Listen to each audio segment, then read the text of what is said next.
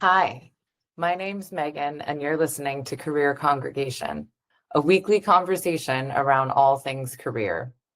Every week, I interview people who have done or are doing amazing and inspirational things in their career. I like to feature real people and their stories and struggles, the decisions they made, the rock bottom moments, and the experiences and inner shifts they had that shaped their careers. If these conversations resonate with you, please take a moment to like, subscribe, or share this episode with someone. You never know who you might inspire. If you think you know someone who might be a good guest on the show, please also send them my way.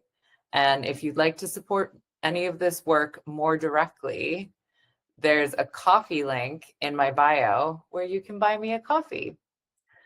Every little bit helps support to keep these conversations going. Thank you so much, and I hope you enjoyed this week's conversation. Hello, hello. Welcome everyone to this week's episode of Career Congregation. I am very excited today to be joined by Daniela DeGasperis, who is the founder and CEO of DDM Group of companies. She works with wealth is the quickest summary that I can give as to what she does. She is what I would describe, and as was described to me, as a bit of a disruptor in the industry, trying to help bring financial education to as many people as possible so that everyone can be rich, which is what we all want, and everyone needs more I think a lot of people need more financial education, and anything that helps to empower people to, stand on their own and have their own wealth, I think is a wonderful thing. And especially when it's in the hands of women and empowering women, that's like one of my favorite things. So welcome, Daniela, and I'm so excited to have you on today. Thank you for joining us. Thank you, Megan. Thank you for having me. And hello to whoever will be listening to this. Can you tell us where you're dialing in from today? So, DDM Group of Companies, we are located in Toronto and we operate across Canada. So, unfortunately, we're not outside of Canada, but we do help everyone within our country. And yes, you're correct, we are in the wealth industry. We do things a little bit more unique on our end. We are known as a disruptor because we don't follow basically the system that we've been put in within Canadian. I won't get into the politics or the political system, but sum it up, we're not put in a position financially to thrive, and we're not put in a position where we take more control of what we earn, how we earn it. So given that, we don't have open banking. So there's so many different areas that narrow our ability to truly build wealth, especially if you're not in the top 1%, where there in that realm, there is a lot more access to tools and strategies with different firms. So what I saw was a very niche, first of all, of a business and a message to communicate to this large demographic who will never have access to certain wealth building tools that will, protect what you're making, plan out for a retirement. In Canada, we rely on this pension plan. If you're an employee, as entrepreneurs, there is no pension. So it's looking at how do we plan and sustain ourselves financially, for the rest of our lives in a country that's not set up for us to do that on our own. So that's the gist of what my business does. And yes, we do make a lot of people a lot of money. But the goal isn't always to just get rich. The goal is to capitalize on what you're working so hard to create and to help you, guide you into what you're doing with that money so that you're maximizing that money's potential and growth, and therefore creating even more wealth. And it's also, I call it basically a financial and lifestyle management, because the lifestyle side is funded and used from the financial side. So the both need to be working hand in hand. So wealth is not just about money. Rich is not just about money. It's, Yeah, how are you lifestyle. living, right? What are you doing Yeah. with that money? And are you able to achieve your goals? What are your goals? And so having a platform like DDM Group, having a platform like that is unbiased and it's client goal driven first. Let's talk about, what you do, who you are, what you currently have, and let's walk through the journey of what tools we're gonna use and what strategies we're gonna put in place for you at each stage of your life, so that we're planning for the end game, which is this big, ugly word called retirement, right? So most people are not in the right place and are not Yeah. taking advantage of the right things and don't have access to these wealth building tools and opportunities, and they never will. So that's the gap that I wanted to fill. So as for financial literacy, as you were talking about, there is no financial literacy and there never will be. And again, I'm solely speaking of Canada because that's where I'm Yeah. based out of. So I'm not going to, target other countries, but in Canada, we're not a country that focuses on financial literacy. And if we did, then the major institutions that are kind of controlling our country would not be successful. And so people need help, and people need to understand what the options are for them. And the other side of my business is the oversight and the support system and how we educate people along the way, because that's really important too. Yes, we want to make you rich, as you say, we want to build your wealth, but we also want you to know how you're doing that and what you're doing, right? Helping you along the way, making all your decisions. So that whole support piece is really pivotal to a client's financial blueprint. And that's what nobody ever has. Nobody ever has access to their own financial blueprint, because Yeah. in order to have that financial blueprint, you need to have probably 5 to 8 experts in all financial industries to be able to take a look and provide a holistic overview of not only what you have, but what risks are you leaving on the table, what opportunity are you leaving on the table, and what are your goals, and what do we need to change or put in place to maximize your potential, maximize your opportunity, maximize your wealth, and get you into a point where you're building so much wealth that you'll be able to have access to it tax free in that stage of life. But all of that takes steps and takes planning. So it's the Yeah. planning and the execution and the oversight. If those three things are not all under one roof, it is impossible to have a successful financial blueprint executed. Yeah, and to touch on what you said about how um, Canada is not a country where there's a lot of financial literacy, and there's not a lot of like education around it given to most people. I would argue that because I've lived now, I'm coming up on like 11 different countries, and that is a pretty common thing in most places. It might be more extreme. Like I do feel like in the US people talk about money a lot, but there's still a lot of lack of education around it unless you specifically work in finance. In the UK, I know for sure it's not great unless you work in finance, if that's not your industry. Yeah. It is very, very clear that the 1% and the big corporations, they don't want people to have that much literacy. Yeah, you can go out, you can educate Yeah. yourself on it, but that's how they make money. They benefit from the masses, getting lots of stupid charges on their cards when they're not paying attention. Like Yeah. there's so many little things you can do to prevent some of it. But yeah, I mean, they generally, the people at the top think at least that they benefit from everyone else not having as much and not knowing as much about how it works. Yeah, because I mean, can you imagine if everyone was educated to be an entrepreneur? And if Yeah. everyone was educated to be an entrepreneur, then there would be so many institutions that would be bankrupt. Yeah. Right? Because then we would all know what was happening in the backgrounds, what the in and outs were, how much they were actually making off us, right? So if we were all so educated in that, we would do things a lot differently. And Yeah. even people, to what you just said, even people that are in finance, they're not even having a successful blueprint because there's silos of finance that are very technically driven and only focus on one thing.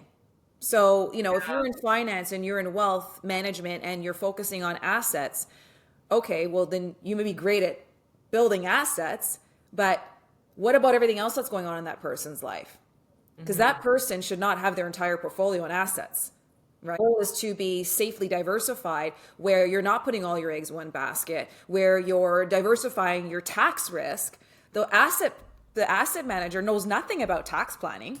Most accountants don't even know about tax planning. Most accountants are doing what they're supposed to be doing, which is filing and returns and so forth. That's so people in finance, okay, well, tell me where your tax risks are. Or, by what you've just made, what's your tax implication by the end of the year, right? So if you don't have the proper people in place, and again, in my country, for us, it's all about tax. So when you're making a decision, we look at, and with our clients, we look at how the decision's made. First of all, what is this? What are we talking about? What is that part of your goal? And what is that decision going to cost you down the road, right? Let's look at all the implications. And that requires a team. And you need that team to collaborate with you. Same thing as if you're going to a doctor. Your doctor doesn't have all the answers. Your doctor needs to bring in specialists. If your GP was the one diagnosing you and solving your problem, there'd be a problem, right? Because they're not the cardiologist, they're not the ENT, they're not any of these specialty people. So to solve your problem, they need to bring in the specialists and then create a plan for you and then execute that plan. If there's just a plan and no execution, well, you're not solving the problem, right? Yeah. So most people won't have the implementation of what they need to do, the plan put forth, and then the execution to follow through. So that's where the biggest problem is. So just people saying I'm in finance, it's like, okay, great. So what does that mean for me? Yeah, that's a pretty big umbrella. People think that, so-and-so, they're my financial advisor. Okay, so what's their tax plan with you? What's the retirement plan for you? What's your pension plan since you don't have one? Oh, well, no, I'm in a mutual fund. And it's like, okay, that's going nowhere for you. That's making them money. So there's all these little things and the consumer thinks, oh my God, there's so much shame to finance. Oh, I don't know anything about finances and I'm terrible and I'm stupid. And it's like, oh, stop it right there. That we are not going to go there. And there's no judgment here. We want to help. So let's just ask questions and have a conversation because you are exactly where you were meant to be in this system. Those things you just said are putting you in a fear base so that you're not asking questions. Because what questions would you even know to ask? You don't know what you don't know. The power is in what you don't know. Yeah, and that's what they want, right? They want you to think that it's too complicated and you have to have a degree in this or that to understand what to do. Like it's too complicated, Don't worry, just give me your money and we'll take care of you and call it a day. Yeah. And the person walks out because they feel like, oh my God, this is so intimidating. It's a bank, they're my friend and they're going to take care of me. It's like, no, they're not your friend. You're actually their employee. Can you give us a little bit of background into how you got into it? Well, actually, so first, so we know you're in Canada. Can you give us a bit of your ethnicity, cultural background, and then kind of how you came into this, like what your early influences were that led you into becoming the founder and CEO of your company? So Canadian, born in Canada. My ethnicity is Italian. My parents are born in Italy and then immigrated to Canada when they were young. And I went through a transition myself of divorce, and I was privy enough to great strategies and solutions during that time with wealth. And as I was putting I was dealing with my own finances and creating my own kind of financial blueprint myself, and working with really great experts in the country, top in our country, to help me execute my goals and where I was headed. And everything was great. And in the meantime, one of the fears I started having was that, okay, there's some questions that I can't answer for myself. And one was, is this money going to outlive me? What exactly am I going to be able to leave behind? Right? So, and none of my experts independently could answer that question. You had mentioned when we spoke on the phone the other week that in Canada, the way it works after you pass is that basically if you aren't savvy enough to have figured out how to sort of like redistribute what your estate or whatever's left over, the Canadian government just gets all of it. Is that true? Not all of it. So if you don't have a will and an estate plan, a probate plan, if you don't have that in place, then if you pass, the government will come in and, first of all, take 1.5% of your estate. Now, I know compared to other countries, that's like a very tiny amount. Like some countries are 40% of your estate. But anyways, 1.5% of your estate. And that's number one. Two is it's called intestate here.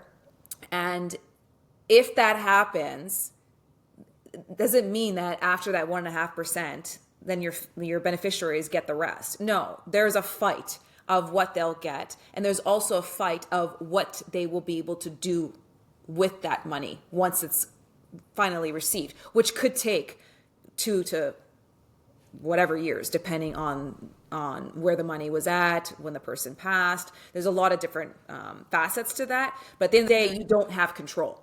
And what you were expecting to leave to your beneficiaries is not what they're going to be getting. And so sometimes if they're receiving an inheritance or gifts, sometimes the beneficiaries will refuse it because receiving it in the way they're receiving it without proper planning on how they were receiving it, like example, art being put into a trust. If that wasn't properly planned and they just receive the art, well, the government's going to tax you on that growth of the value of that art. So sometimes the beneficiary will be like, well, I don't want this. Forget about it. It's going to cost me more to keep it. No, I don't want it. So then they will never get that money, nor will they get the product. So those are really important things that nobody really talks about because everybody thinks estate planning is only for the uber wealthy, and it's not. Well, I see that. I see, and I've heard a lot of stories around not necessarily when people pass on, although sometimes with real estate. Basically, people either inheriting a house or family helping someone to buy a house, but they can't really afford it. No. So they get the house and then it's just like, it's too expensive. There's like property tax and, all the utilities and everything, and it's too expensive and it ends up costing them, they're priced out of it, essentially. Yeah, so it's basically. not And always that happens, the best investment. No, and that happens all the time, right?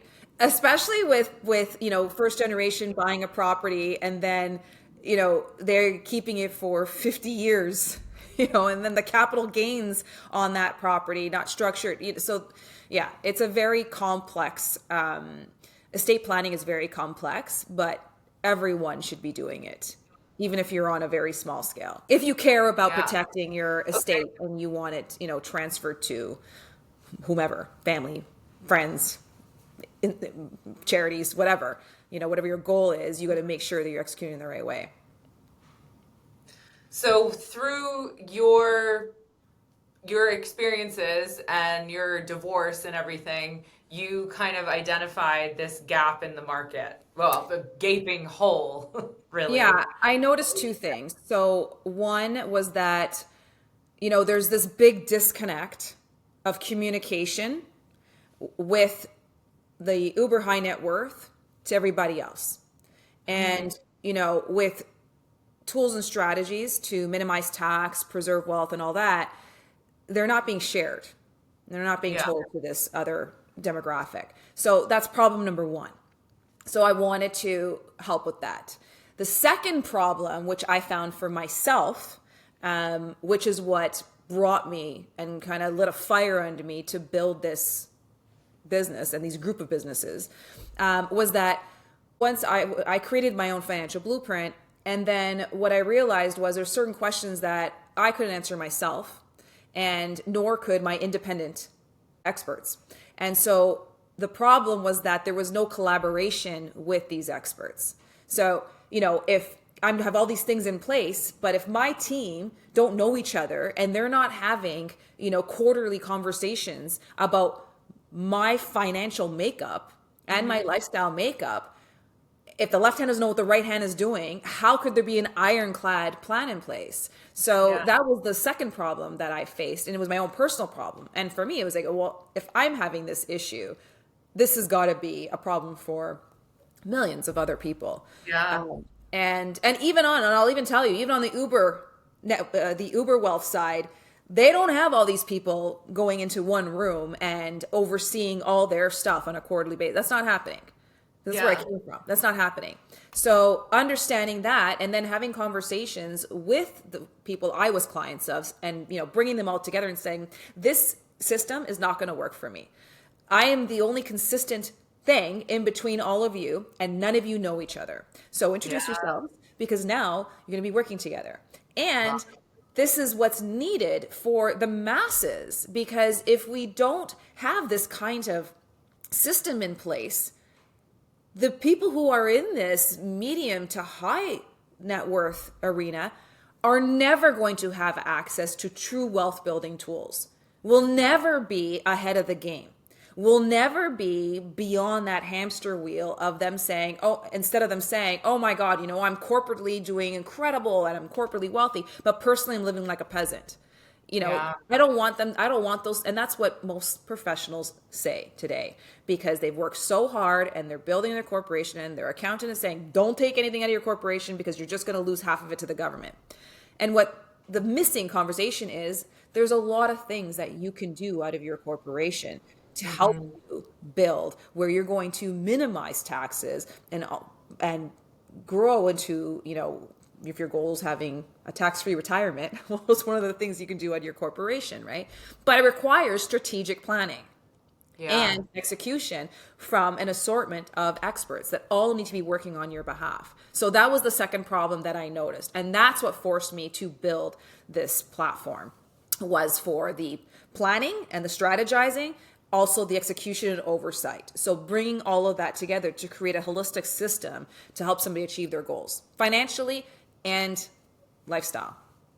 Wow. Leave it to a woman to identify that there's a communication problem with all these like male dominated different, patriarchal systems, right? So, and that's why we're female led, right? You have the empathy, you have the listening, you have the management, right? You have the communication. We're a relationship business. We're dealing with people's lives, right? So, and intimate information.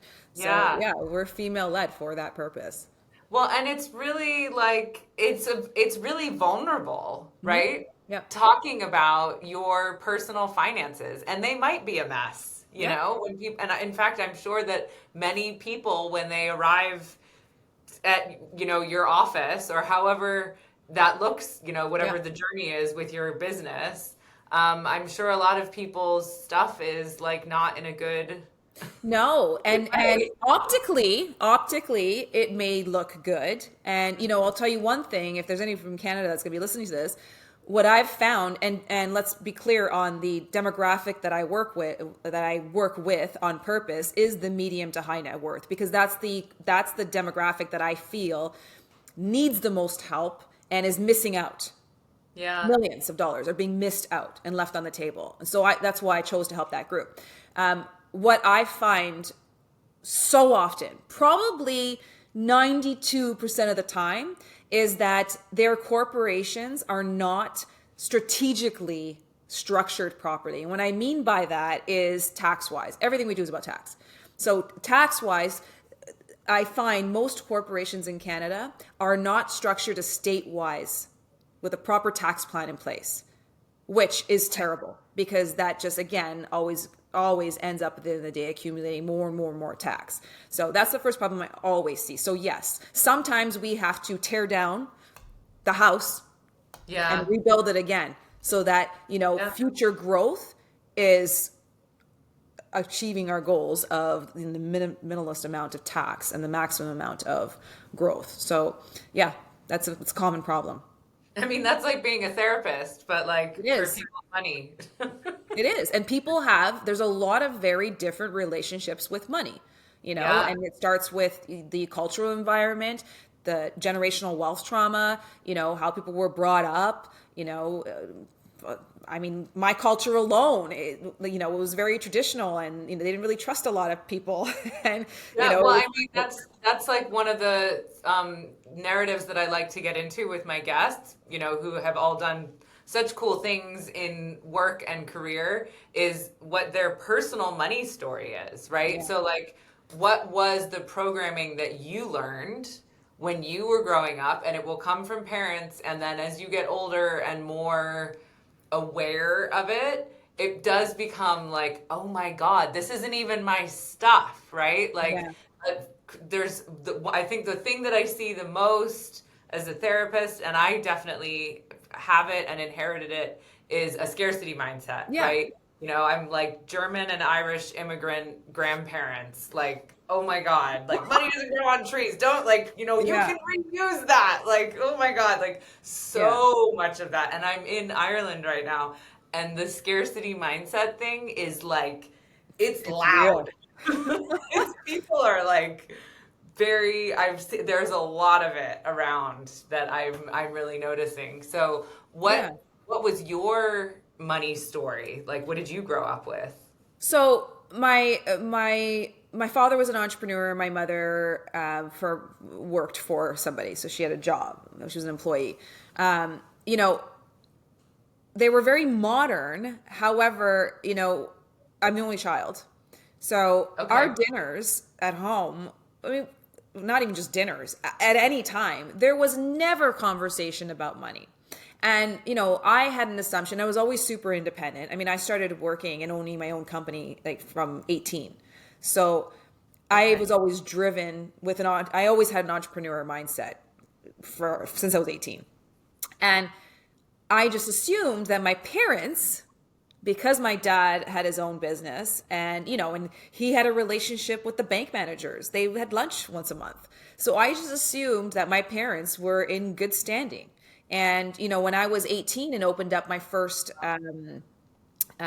business account, and the banker had said to me, oh, do you have any investments? No. And he's like, well, you should do an RSP or a mutual fund. And I'm like, what's that? And he's like, oh, come, I'll talk to you. So I pictured, if I'm just this little kid and, I've got no money and the banker's telling me I should be doing XYZ, I assumed my parents, of course, having lunch with the bank manager, well, they're going to be all set up and they're good. And, and we lived in nice houses and, they had cars, they took vacations. So I thought they were fantastic, right? And we never had any financial conversations at home. They never asked me anything. I went on my merry way and I started the little things here and there and then eventually grew and then started different businesses and zero conversation. Well, fast forward, there's no retirement plan in place. There was no conversations about that. So everyone's kind of just walking around thinking things are just going to happen. Or retirement's going to come into play, or, we're just going to keep working and make money and we're never going to stop working. Like, I don't know what the thought process was back then, but, and in the culture of, well, my culture anyways, and being Italian, the culture is, okay, well, your parents take care of you and then they get older and then you take care of them. Right. Yeah. And it's like, okay. So what I'm bringing forth today and in my business is I understand that families do not talk about money. So I wanted to make this industry more entertaining and relatable to the everyday person. So we've created, we also create strategies, but we've also created storylines with the strategies, and they're funny and they're very relatable. So I wanted people to go home and talk about these strategies, Yeah. because some of them are like jokes, right? Like they Okay. make people laugh and they get it.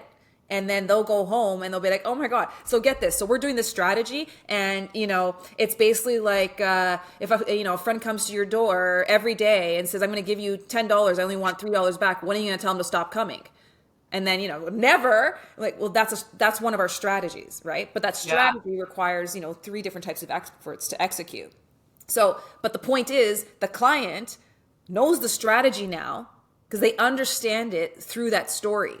And Yeah. so now they're talking about it. So then they go home and, if I have a 60-year-old client, they have a 30-year-old child, adult child, and the child is saying, oh my God, that sounds fantastic. Well, shouldn't I be doing that now so that I'm not in a position like you are now?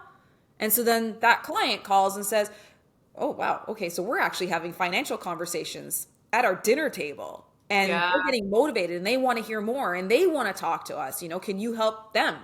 And that's why it's a group of companies, because we've evolved over the years where we're realizing other gaps and where we don't want people to be left stranded. And, well, where do they go? So we just built different teams within different companies to help in different ways. But it's getting that language out there, getting people more educated and getting them to act and move. And to just start, even if you're starting something very small, to just start. Don't wait. Don't the constant Yeah. sentence of, oh, when I make more, I'll do this. Or, once I finish paying that, I'm going to do that. It's like, no. When you should have started the conversation was yesterday. Yeah. All of the investment and wealth people that I've spoken to and seminars that I've attended and whatever, like that's always the advice is like right now, wherever you are, if you haven't started, go just open an account. You can put 10 pounds in it. You can put $10, 10, whatever currency you're Yeah. working with. Because some people are like, oh, I don't have enough. Or other people are like, oh, I have debt. None of Yeah, that and matters. it's also, what's the plan to work with that debt, right? So nothing is done if you're doing things in isolation, and unfortunately, that is the way it is. If you're doing Yeah. things in isolation, it's very hard, and I keep going back to the blueprint.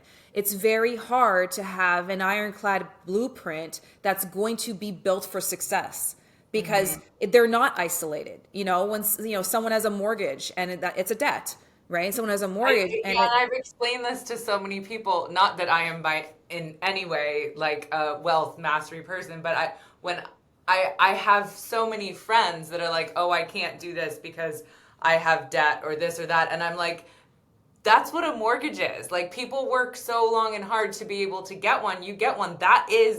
It's just a different form of debt, but it's like you are proving to the banks or whatever that you have good credit.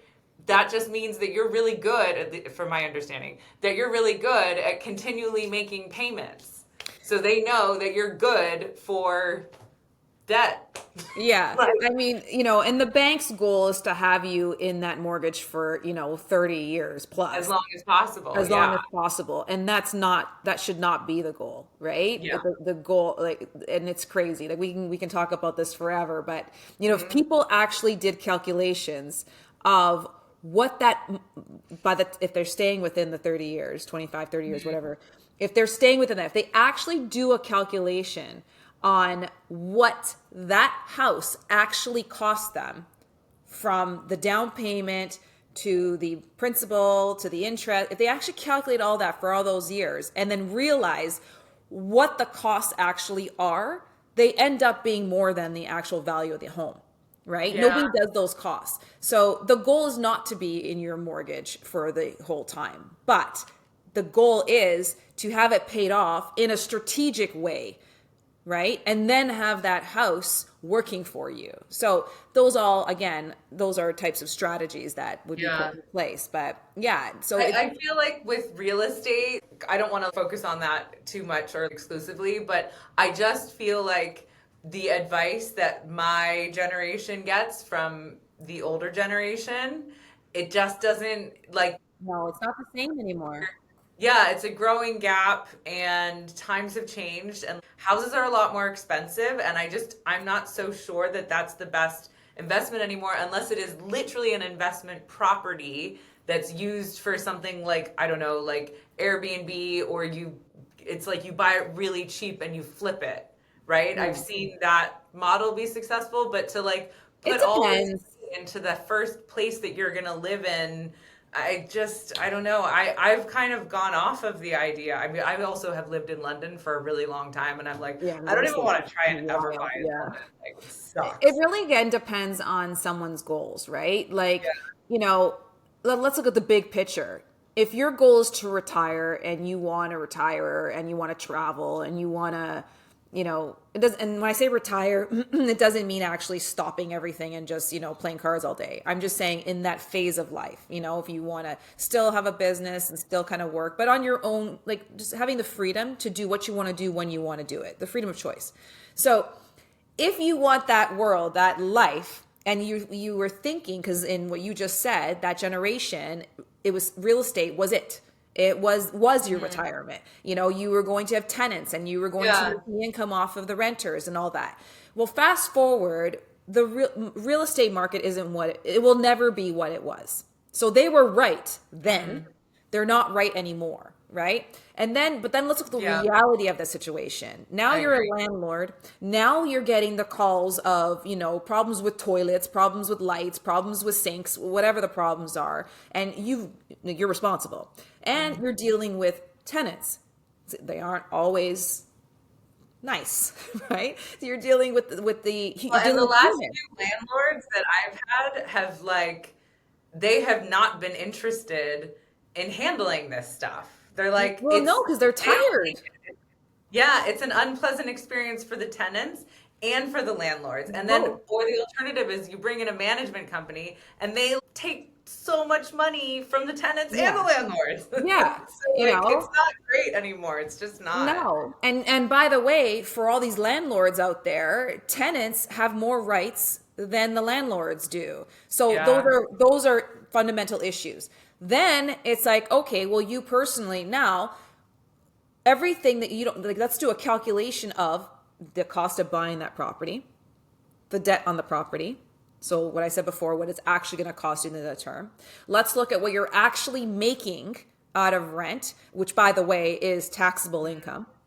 And then let's look at what it's costing you on heat, hydro, tax, renovations, all these things. So when you calculate all these costs, is that a good number for you for retirement? And again, you're constantly putting yourself in positions of where you are giving passive income to the government at all times, right? When there are other things you Ugh. can do that give you that same feeling of having real estate, an asset, without all of that stuff I just mentioned, without all of it, right? Yeah, I mean, Higher return. the model that I saw recently, or like model, one of the like financial people that I follow, she was like, owning a house is great, but so is just putting 1 million into a high yield savings account and living off the 50, 60K a year. Is that a thing? Can you do that? You can do that. Because It's not, I wouldn't do it in a that savings feels account. kind of achievable. Or No, yeah, or that, like no, maybe not a savings, but like a high yield something, and then you live off the interest. Is that possible? that's Where can I do possible. that? There's funds, right? There's funds you can invest Yeah. in, which are assets as well. But yeah, Okay. absolutely not a savings account because Okay. when that word comes up, you're just as good as being in a GIC where you're making like a 1 to 2% return. That's just stupid. Yeah, I know, because all of this, it's very American to say high yield because I've Yeah. heard that on a lot of US stuff. But then I've looked in Ireland where I am now, and I've looked in like other countries that I'm considering moving to or places that I have lived, and in the UK. The UK has some kind of thing, but I feel like that's not the best. If someone has a ton of money and they want to live off of that, or they want to get the interest from that, what's the best thing to do? Say I have $1 million right now, or £1 million or euros, whatever. What should I do with it? Well, you're not in Canada, so I can't tell you what to do in Canada. And within Okay. your own jurisdiction, I can't advise on financial products. Hmm. But I would say if you have not someone within the bank, if you have a financial advisor that's outside of the bank, along with Banks can't be trusted. We all know. yeah, banks have a fantastic business model, but it's a business. So Yeah. it's not there. It's there to give you some protection. However, they're not there to make for you to make more money than they are. Period. Yeah. Hmm. So, they're going to put you in low yield products so that they can leverage, right? Which is what their business model is. And it's fantastic. We all want that kind of business, right? Hmm. So yes, I would be, depending on what your goals are, if you had $1 million, I wouldn't be putting the entire million into that one fund, Okay. depending on what it is. But the fund that you will choose should be something that is guaranteed and that will have historically has a great rise, right? Uh-huh. Trajectory, which your financial advisor would give you options to that. And you want to know what the tax implications are to that. And you want Yeah. your tax expert involved with that decision making, right? So if that $1 million, you may be putting in a couple different things, and then maybe you're looking at one more shorter term that you can play with some investing in the market. Other could be long term where you're making, a really safe, 7 to 12% return. Because if you're looking for these, get rich quick stuff, Hmm. yeah, Doesn't exist. Yeah. it 7 to exists. 12 is pretty high as 7 to well. 12 is great. Yeah, 7 to 12 is that feels great. high. Yeah, What's 7 to the 12. average for the stock market? That's such an open-ended question. Like you can't say that. Like it depends on what are you buying? Are you doing U.S. stocks? Are you doing your own stocks from your own like market from your own country? Like it's so open-ended. You Yeah. from marijuana to tech to like And water, crypto. like energy, like there's so much. Like I can't say that. And there's some that are, get rich quick stuff. Yeah. We're not that company. Yeah. If people are looking to me and saying, I want to give me some, like asking our broker, give me some stock ideas that will have a, 25 to 35% return. We're immediately saying we're not your group. We're Yeah. not your group. We're about safety and security and trust. We're slow and steady, right? Yeah. We're building, right? So we're not for everybody, right? We're the ones who are serious and not, at the edge of their seat. Am I going to make it? Am I going to make it? Because all my life is riding. That's not us. We're Yeah. planners. We're strategists, right? Yeah. Well, and you're women. You like safety and security. You don't like taking crazy risks. So, Yeah, well, it's just, we're talking about people's future here, right? We're mhm. not going to be on this rush of a roller coaster and, hoping. I mean, we are in the market also. We do advise our clients on where to invest and when, so we have people like right now, we have certain people sitting in cash because, our advice right now for certain things is just wait Yeah.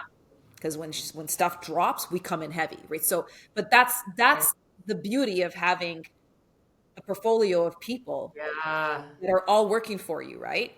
Yeah, because everyone's always like, never, ever, ever keep cash. It just loses money because inflation is so bad right now. Like, Yeah, I everyone. mean, you should always have a reserve. Yeah. Absolutely. You should always have, it doesn't have to mean literal cash. Hmm. What I mean by that is having cash that is liquidable within 24 to 48 hours because you never know what can come up. There could be certain emergencies, there could be that. So it doesn't mean it has to be sitting in a bank account, just sitting.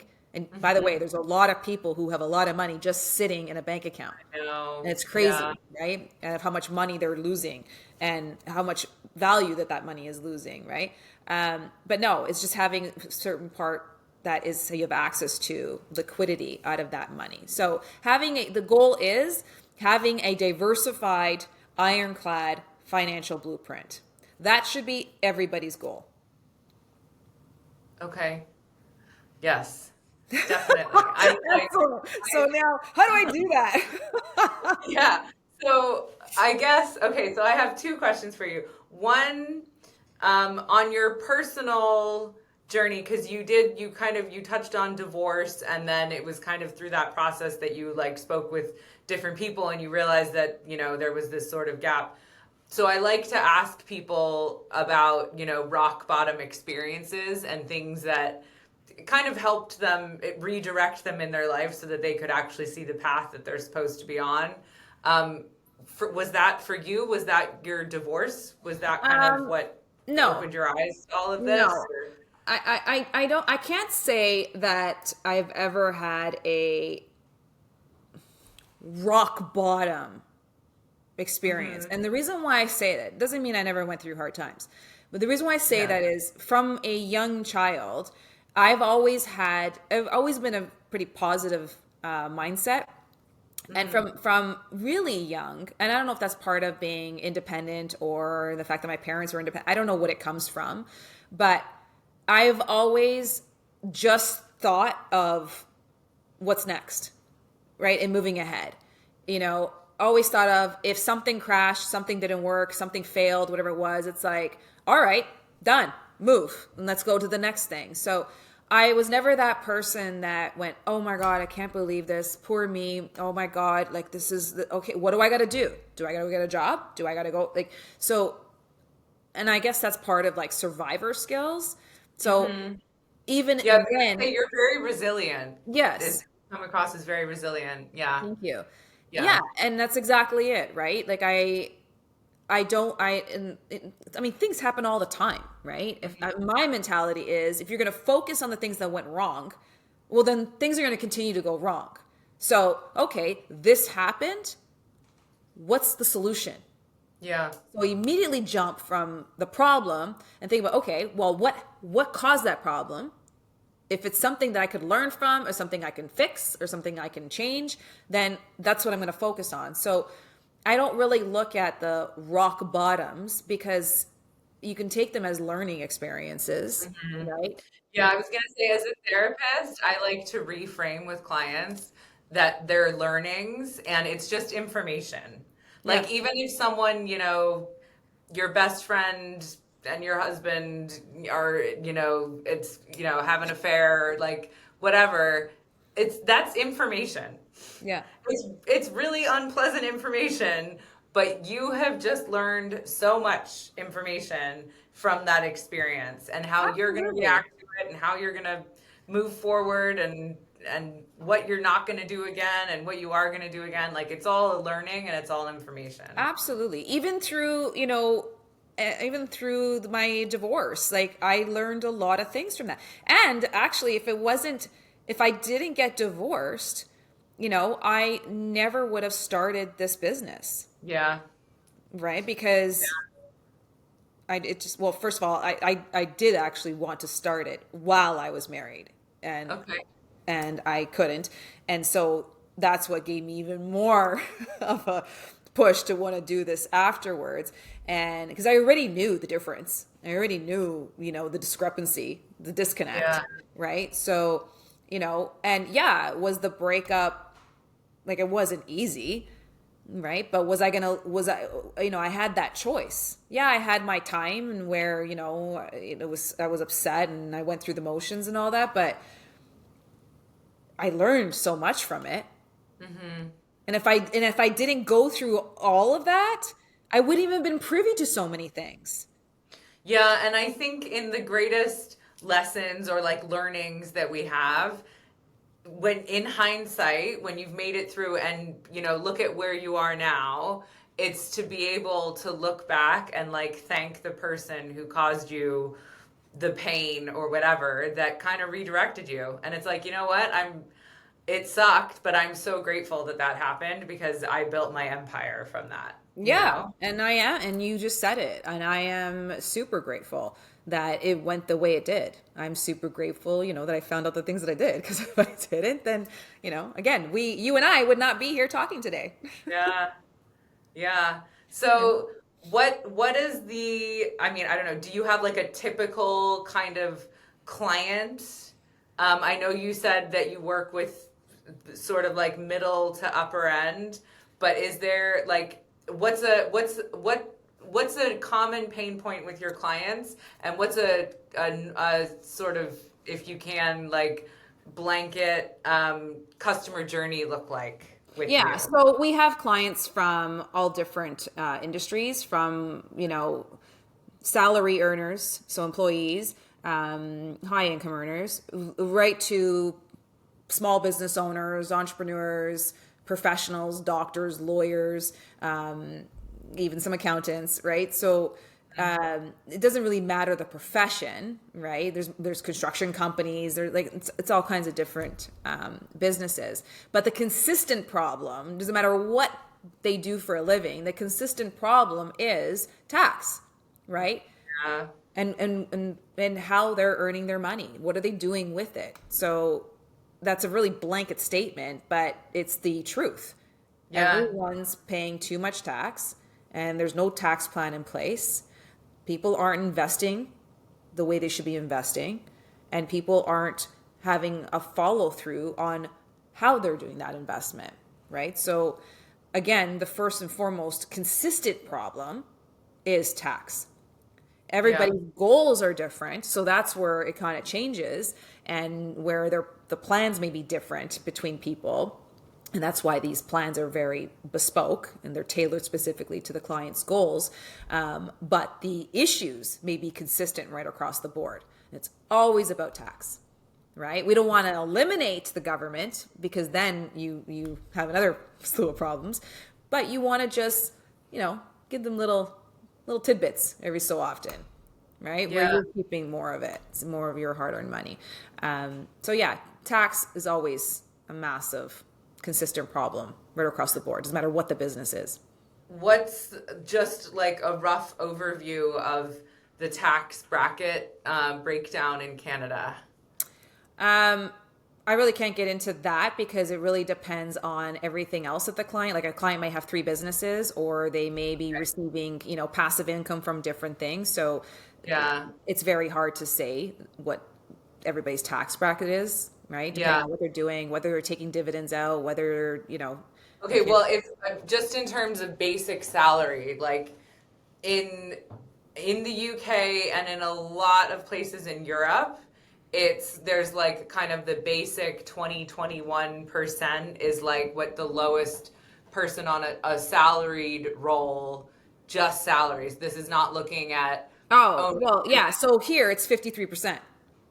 even on the lowest Yeah, you're income. anywhere from 40 to 53%, right? So yeah, Wow, it's God. high, which is why people like are pissed, right?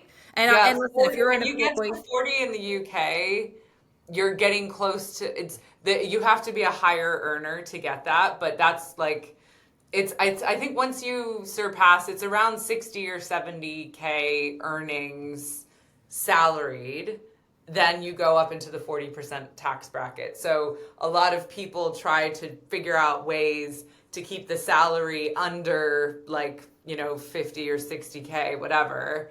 And then they get creative with the rest, dividends or whatever that aren't taxed as much. But it varies. Obviously, every country in Europe looks a little different. yeah, Some are higher, some are lower, but that's kind of the average, I'd say, for Europe. But that's just with salaries. Obviously, when yeah, you add in, people have their own businesses, and then there's dividends and assets and investments. It takes it to yeah. another For level. us, it can change based on, whether you're part-time, full-time, contract, like that kind of stuff. So, but Yeah, no, but predominantly forty majority of the time. percent base is pretty bad. Yeah. Yeah, Yeah, and, that's and why you know what? people We are, do have like quite a few. I get a lot of Canadians because I've had a few guests on that have been Canadian, and I think they've shared the podcast with their Canadian friends and their Canadian audiences. So there are quite a few Canadians that listen to this. yeah. So I hope that your phone rings after this. We'll see. Yeah, We'll see. yeah. So. Um, Considering everything that you've been through in your in your lived experience and all the people that you've helped, which must feel so good, right? Like, It is, and I'm so grateful that I'm able to do this, because first of all, it's so much bigger than I anticipated. I didn't expect the demand to be this intense and to yeah, grow this fast. I really didn't. Um, and so yes, when I'm dealing, and this all kind of when this first started, and I met this group of female professionals, and I was helping them. I was bringing them through things that I was doing myself personally, and they were like, and just with a few tweaks in what they were doing, just changed their entire trajectory, right? And so I saw that, and I saw the reaction, and the gratitude that they were putting forth, and that how many people you got to talk to her, you got to help, you got to help these people, because what she did for me. So I was, oh my God, it was the most overwhelming time that I've ever experienced in my entire life. Wow. And the impact that was put upon their lives was so incredibly gratifying that I was like, oh my God, like, this is what I want to do. So me building this is my legacy. I'm building this for my legacy. And a legacy doesn't have to be what you leave behind. A legacy is also what are you doing while you're alive?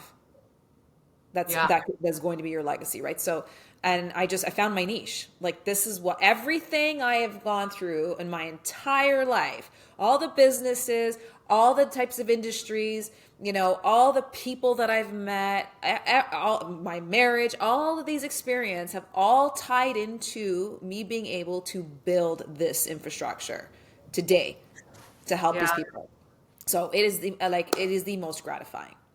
So what year did you start? I built this in 2020. Wow. March 2020. So fast, and through Yeah. COVID. Yeah. That is really impressive. And I think that's why it actually excelled so fast, was because of COVID. People were just, what is happening? What do I do now? And, where do I go? And I was taking COVID to actually just build this, right? Like, okay, well, we're all home, so this is what I want to do. Let's just build it, right? Yeah. And while I was building it, I was getting traction with it. I'm like, whoa, oh my God. And so, and I think that's what excelled the business, was COVID. And yeah, and that, I mean, DDM Group is from 2020, but all the experts that are under the umbrella are all 10 plus years experience in their industries, and they're all top in their fields in Canada. So the work being done is not just 6 years old. Yeah. Wow. Do you ever consider, or I mean, is it of interest to you to expand to other countries, or are you always just going to be Canada? It's been played with a little bit. I've had, offers from different firms. Right now we're able to facilitate, like, we have a lot of clients who are cross-border. So we will put teams in place. Yeah, which is why we were connected in the first place. Yeah, exactly. I don't have any connections in Ireland. Okay. But yeah, so I mean, the first pretty obvious one for us would be, if we were going to expand, would be US. Because we do have a lot of clients that are cross-border. But yeah, but no, listen, I'm from Canada, so I want the most impact in my own home country, because we need help, and we're not getting any better, and the leadership isn't getting any better. So if I'm going to focus anywhere, I want my country to prosper, and I'm talking about, I keep the core demographic I work with. This is the people that I want to support them, and I want to lift them up, because I want them wealthy, and I want them to have some more power and control of what they're doing. So before I were to think of expanding in other countries, I want to make sure that I can maximize how many I can help here. Yeah. Yeah, it would be so wonderful if everyone could have a team like what you offer. Right? It's such an incredible service, and I really think it would change the world. I mean, it would. You are Yeah. literally changing the world by what you're doing. So, One person at a time. yeah. Yeah. But I mean, that's what happens. You never have any idea like how much it impacts.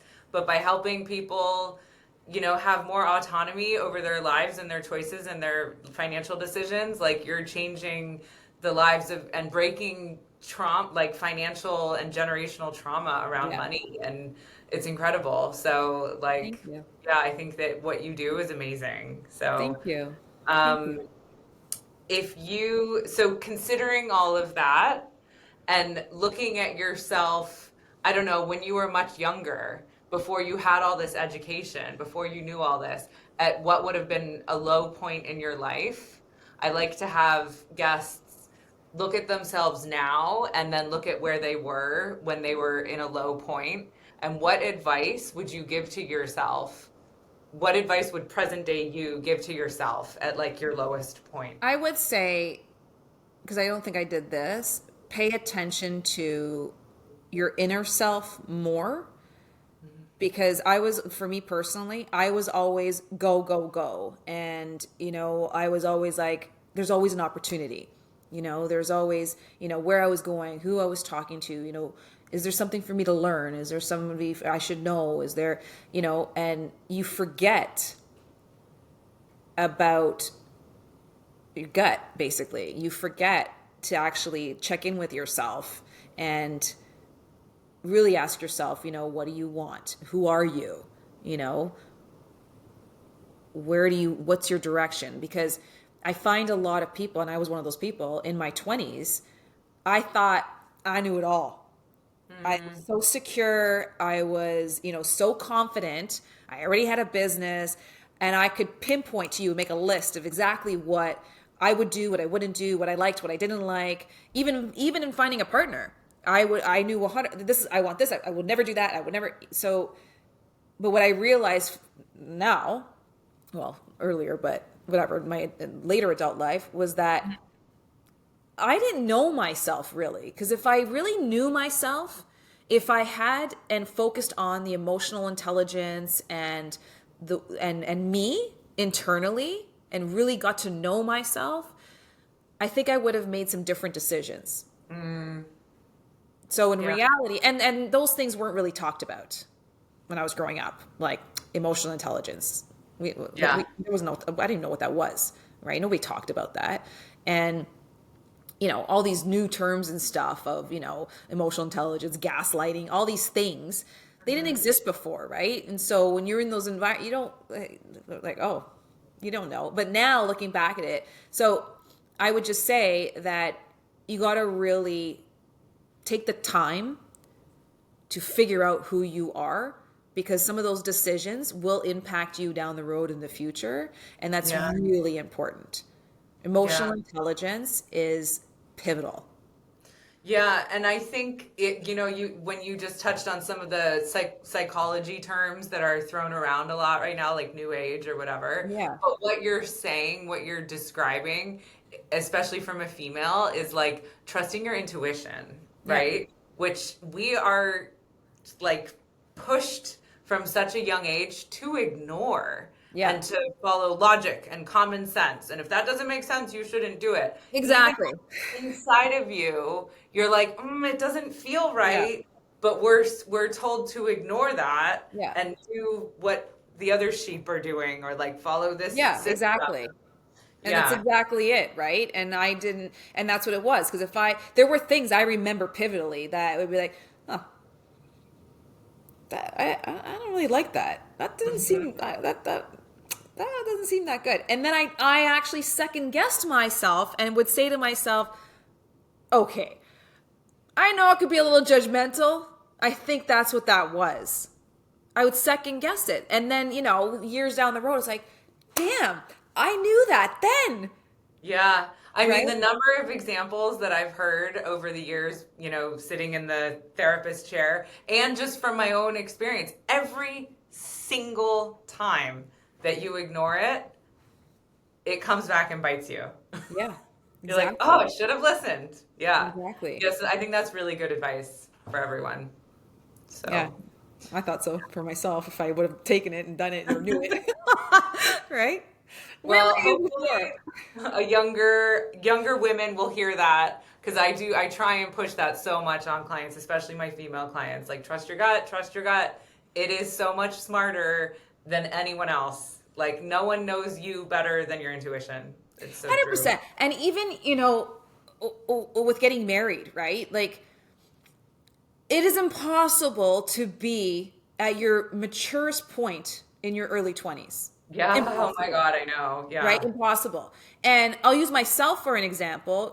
As I was saying before, very confident. I knew what I had a business, like all that.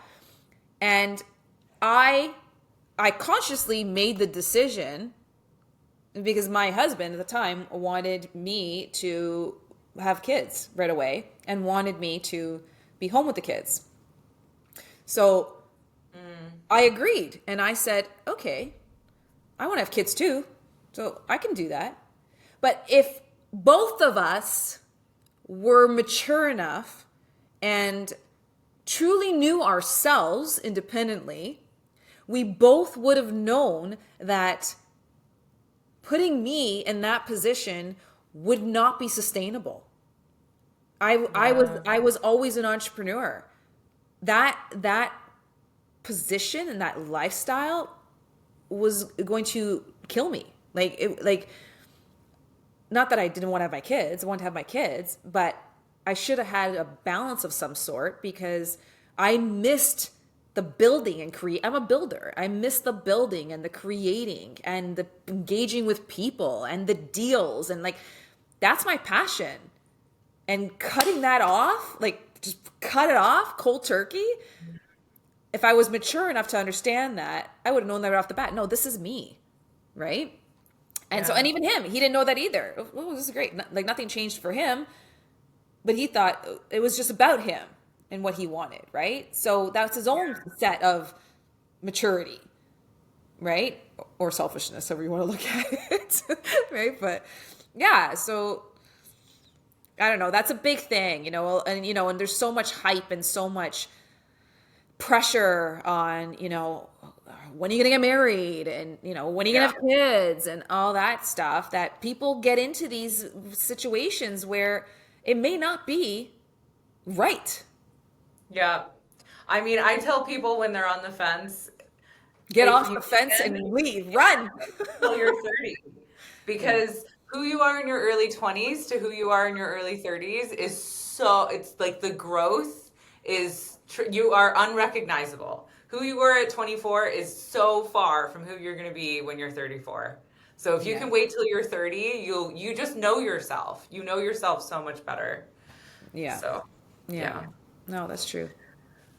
Anyways, well, thank you so much, Daniela. This has been like, I can't wait to listen back and take notes. I wish I Thank was you. I hope you're going Canadian. to edit a ton of stuff. And no, I appreciate it. I really thank you for having me on. And, we've had a couple conversations now and I enjoy speaking with you.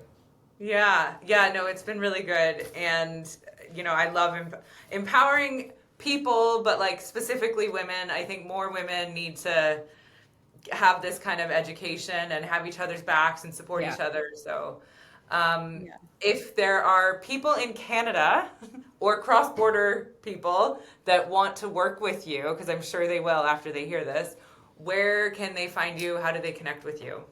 So we have a website. You're going to put it up there. I'll put it in the show notes. It's all going to be in the show notes. Okay, Yeah. so you can connect through the website, and or you can reach out by email to info@ddmgroup.ca, which I guess you'll put on there as well. Yeah. And if you are going to send an email or go through the website, please just mention my name, Daniela. And if you are coming through the podcast, and you are from Canada, it would be my pleasure to offer a complimentary assessment. Oh, that's great. Yeah. Yeah. Well, I hope that people tune in and pick up the phone or email you straight away. So, Perfect. yeah. Perfect. Well, Thank you thank you, so Megan. much. You too. Yeah. And I You're look forward welcome. to speaking with you again. Thank Yeah. you. Me too. Take care. Bye. Thank you so much for listening to this week's episode of Career Congregation. I hope it gave you something to think about or inspired you in some way. If you enjoyed this conversation, please take a moment to like, subscribe, or share this episode with someone you think it might resonate with. Every bit of support helps. If you know someone who you think would make a great guest, please send them my way via the link in the show bio.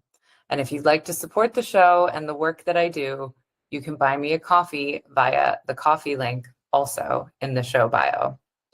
Thanks again, and I'll see you next week for another conversation about all things career.